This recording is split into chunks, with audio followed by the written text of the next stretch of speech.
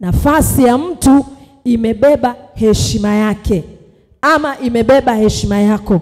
Kulingana na nafasi ulionayo, inaweza kufanya uheshimike sana ama ikakufanya udharaulike sana. Nafasi ulionayo inaweza kufanya uheshimike na kila mtu, au nafasi ulionayo inaweza kufanya uheshimike na watu wa aina fulani tu. Narudia tena.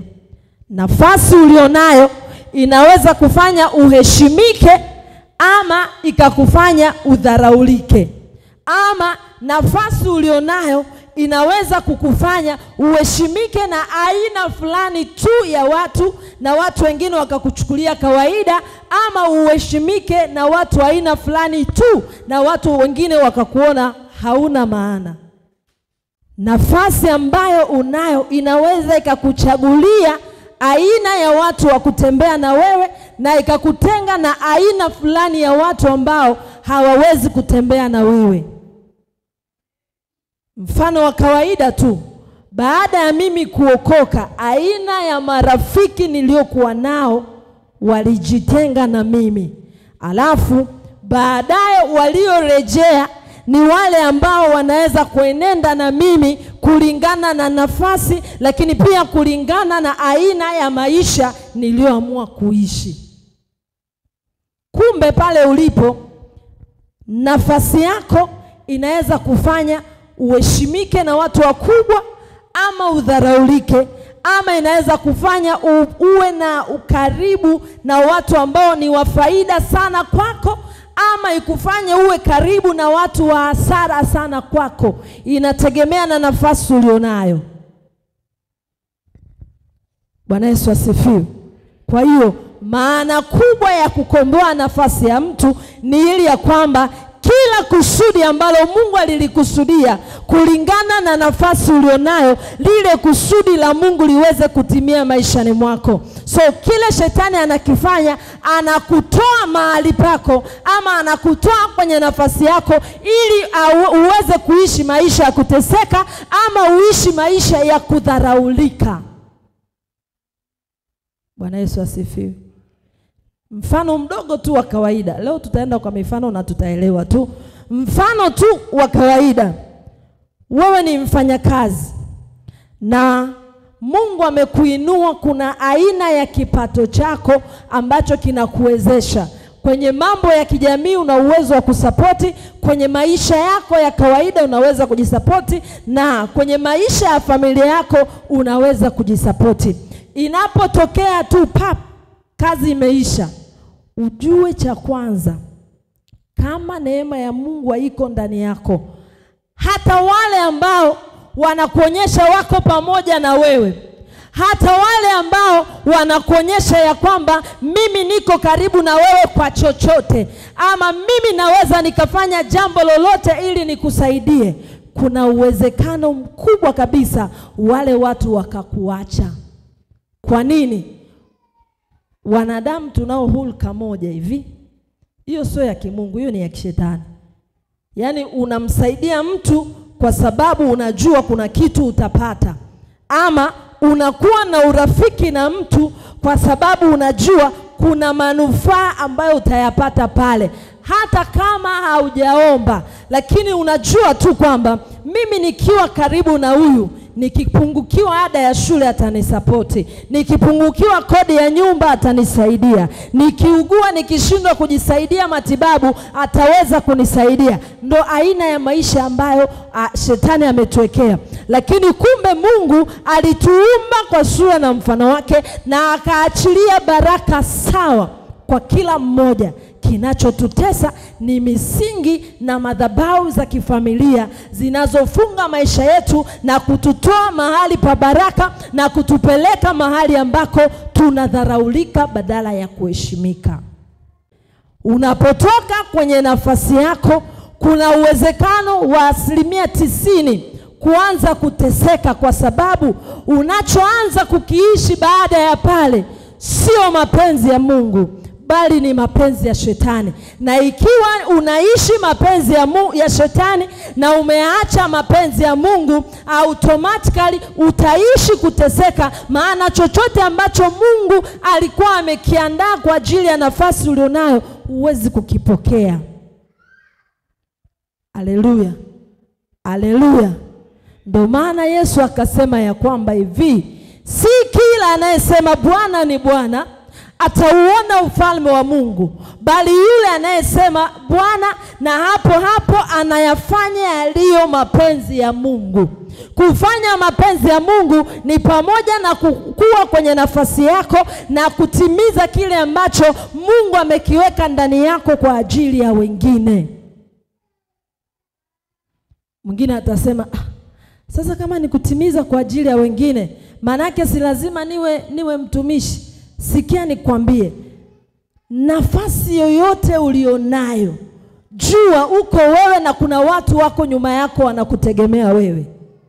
Kama unafungua genge, haufungui genge kwa sababu unajisaidia wewe. Unafungua genge kwa sababu unataka maisha yako yaende, lakini maisha ya wale ambao wana uhitaji wa vile unavyoviuza yaweze kwenda na waweze kufanikiwa. Tunaenda sawa? Kingine, ikiwa wewe ni dereva pikipiki, hauko tu kwa sababu unataka kujisaidia wewe kuendesha pikipiki, ila uko pale kwa sababu unatoa huduma ya mtu mwingine ambao hana uwezo wa kumiliki pikipiki, lakini ana uwezo wa kukulipa wewe ukampeleka mahali anakotaka kwenda. Kwa maana nyingine, tunategemeana. Lakini sote tuliumbwa kutoa huduma kwa wengine, ila inategemea ni huduma ya namna gani. Kuna watu wanatoa huduma ya kidaktari, kuna watu wanatoa huduma ya chakula, kuna watu wanatoa huduma ya urembo, kuna watu wanatoa huduma ya ujenzi, kuna watu wanatoa huduma, ziko huduma tofauti tofauti. So kile ambacho shetani hataki kile ambacho Mungu amekiweka ndani yako kwa ajili ya kusaidia wengine ambao wameumbwa kwa sura na mfano wa Mungu, uweze kukitimiza. Bwana Yesu asifiwe. Haleluya. Nafasi ya mtu yoyote imebeba baraka zake. Nafasi ulionayo imebeba baraka maishani mwako. Nafasi ulionayo imebeba mafanikio maishani mwako.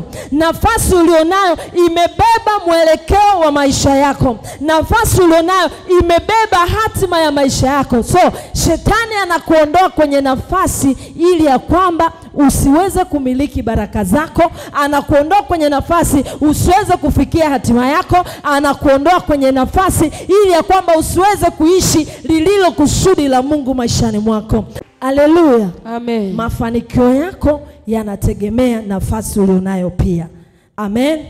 Nilifundisha mambo mbalimbali ambayo yanaweza kumuondoa mtu kwenye nafasi. Mipango feki ama fursa bandia. Unapata dili, lile dili linakuondoa we kazini. Shetani anakuonyesha ya kwamba ukiacha kazi ukifanya hiki utafanikiwa, na unaacha kazi bila maelezo, unaacha kazi bila kupenda, na mwisho wa siku kwa sababu ni mpango wa shetani, ni ukweli kile unachoenda kukifanya utakifanya, lakini baada ya muda kinaisha, umepoteza kazi ya muhimu ambayo uliihangaikia ama uliifanya kwa muda mrefu, na unaondoka kazini bila mafao. Kumbe ni kwa sababu ya fursa bandia. Bwana Yesu asifiwe. Lakini kitu kingine kinachofanya watu wanapoteza nafasi zao ni kwa sababu ya tamaa. Tamaa. Adui amekuwa akiweka tamaa juu ya mtu. Mtu anatamani kuwa na maisha mazuri, anatamani kuendesha gari zuri, anatamani kufanya kitu ambacho kiko nje na uwezo wake, anatamani kufanya kitu ambacho kiko nje na elimu yake, anatamani kufanya kitu ambacho kiko nje na mpango kazi wake, na kwa sababu hiyo anajikuta anapoteza nafasi ambayo Mungu amempa. Bwana Yesu asifiwe. Haleluya. Kwa sababu ya tamaa, leo wako wanawake wengi wamepoteza ndoa. Kwa sababu ya tamaa, wako wanaume wengi wameacha wake zao wakaenda kwa mashuga mami kwa sababu tu anatamani kutunzwa, anatamani kuhongwa, anatamani kupewa pesa, anatamani kupewa gari zuri, anatamani kuvaa vizuri nje na uwezo alionao. Na kwa sababu ya tamaa, badala ya kuwa mume bora kwa familia yako, unakuwa ni bora mume kwa familia yako. Badala ya kuwa mama bora kwa familia yako, unakuwa ni bora mama. Yani tu bora, tu kwamba sisi sio yatima, tunaye mama. Lakini yale majukumu ambayo mama anafaa kuyafanya, hawezi kufanya. Kwa nini? Tamaa. Tamaa imefanya watu wamekufa kabla ya wakati. Tamaa imefanya watu wamekuwa wajane kabla ya wakati. Tamaa imefanya watu wamekuwa walemavu kabla ya wakati. Bwana Yesu asifiwe. Tamaa imefanya watu wamekuwa masikini. Atajiuliza, kwa nini ni masikini na kati ametamani na akafanya? Ukitamani ukaiba kitu cha mtu, ukapelekwa Kisongo miaka 7, miaka 10, miaka 15, ukitoka unakuwa yule yule.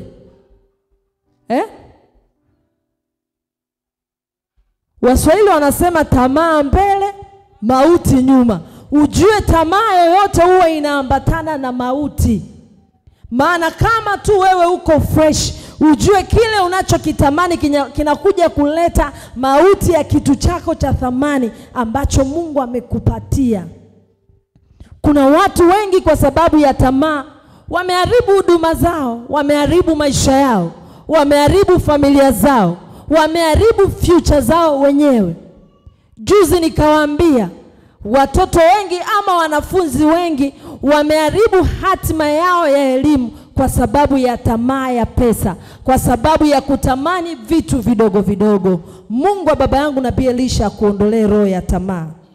Chochote kizuri unachokitamani kiko kwenye nyumba ya Mungu. Chochote cha thamani unachokitaka kiko kwa Mungu. Mpende Mungu kwa moyo wako wote, na Mungu aliyetuumba kwa sura na mfano wake atakubariki.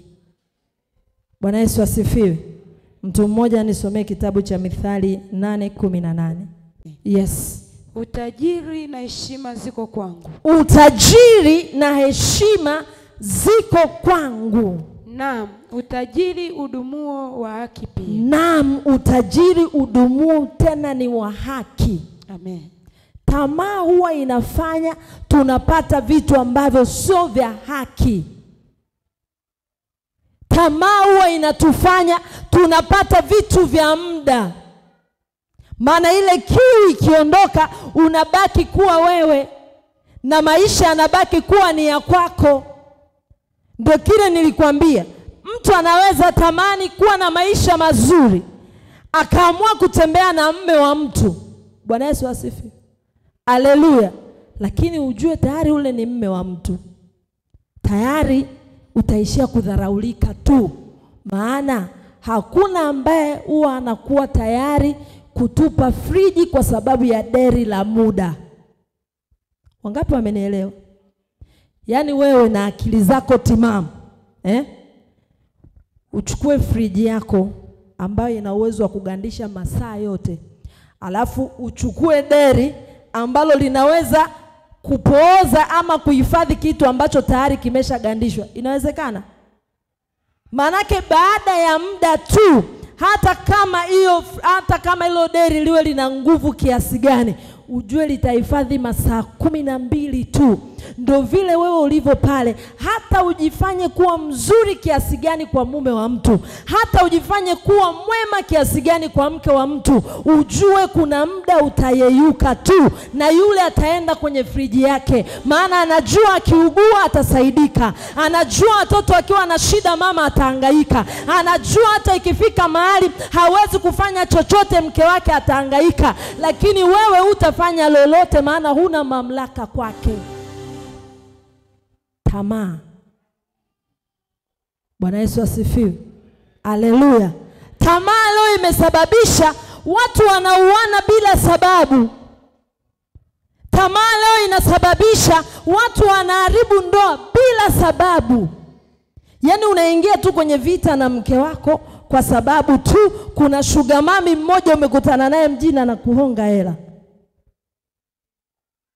Utajiri udumuo na wa haki uko kwa Mungu. Kwa Mungu utapata mke mzuri, kwa Mungu utapata mme mzuri, kwa Mungu utapata watoto wazuri, kwa Mungu utapata familia nzuri, kwa Mungu utapata fedha zenye nguvu tena na mamlaka na kibali. Na ndio maana tangu ulianza kuongwa hakuna cha maana uliwahi kufanya.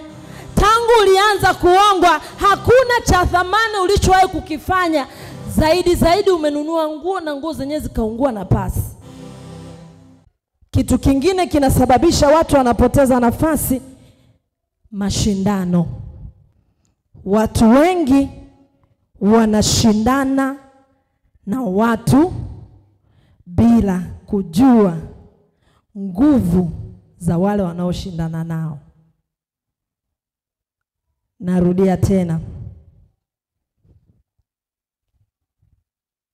Tamaa ni hali ya mtu kutaka kufanana na mwingine bila kujua nguvu ama asili ama uwezo wa yule anayeshindana naye. Shetani huwa anamwekea mtu roho ya kushindana. Yaani kuna mtu, juzi niliwaambia, kuna mtu anashindana na wewe tu kuvaa vizuri.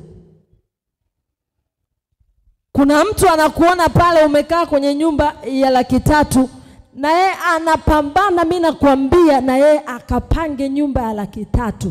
Alafu anasahau kama wewe baba yako alikufa akakuachia mirathi. Hajui kama wewe ofisini kwenu unalipwa mshahara wa milioni 2 kwa mwezi, hajui. Lakini anashindana na wewe. Hajui kama wewe uko unalima mashamba uko vijijini na ikifika mwezi wa 7 wa 8 wewe unaingiza fedha kwenye akaunti kama vile mtu anavyokunywa maji. Hajui. Lakini anashindana na wewe. Na kuna mwingine uko hapa unashindana na mtu na haujui maisha yake yakoje. Haujui asili ya pesa yake, haujui asili ya ndoa yake, haujui asili ya mafanikio yake, unapambana kushindana naye. Ndio mwisho wa siku unamwangalia jirani yako amevaa vizuri na hauna uwezo wa kuvaa vizuri, unaenda kwa mganga kumloga tufanane. Bwana Yesu asifiwe. Haleluya. Unaenda kwa mganga wa kienyeji, analala na wewe, anaiba nyota yako, lakini chanzo cha kwanza ulitaka kufanana na fulani, ulitaka uwe kama fulani, ulitaka ujenge nyumba kama ya fulani, ulitaka uendeshe gari kama fulani, ulitaka ufanye hiki kama fulani. Sikia nikwambie, mashindano yasiokuwa na faida hayana maana maishani mwako. Bwana Yesu asifiwe. Adui anakuwekea roho ya kushindana isiyokuwa ya kawaida. Na ukitaka kujua sio ya kawaida, mara nyingi yale mashindano huwa yanaambatana na chuki. Kwa nini amevaa hivi? Kwa nini anaendesha hii gari? Kwa nini tu mume wake anampenda? Kwa nini tu hivi? Kwa nini tu hivi? Kwa nini tu hivi? Na kwa sababu hiyo unaingia roho ya shetani, kwa sababu tu unataka kushindana. Unatoka kwenye nafasi yako ya kumiliki baraka za Mungu, unatoka kwenye nafasi yako ya kuinuliwa, unatoka kwenye nafasi yako ambayo Mungu amekuweka ili akubariki, unaanza kuishi kwenye mateso.